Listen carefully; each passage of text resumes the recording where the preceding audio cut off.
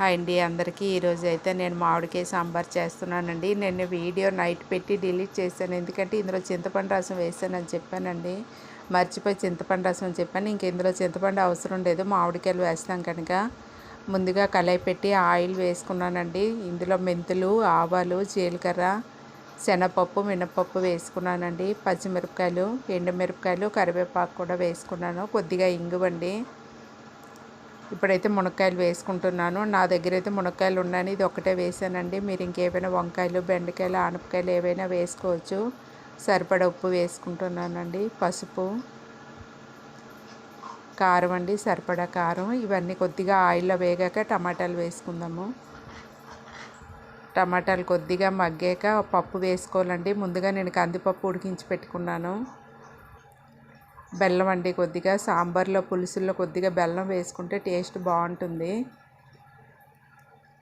ఇప్పుడు ఈ పప్పు కొద్దిగా ఉడకనిద్దామండి. తర్వాత మామిడికాయ ముక్కలు వేసుకుందాము.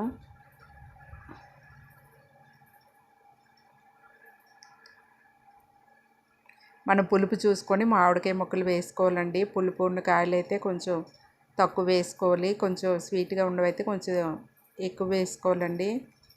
నేను సరిపడా వాటర్ వేసుకున్నాను. నేనైతే ఇడ్లీతో తినడానికని కొంచెం పలుచగా చేశానండి సాంబారు.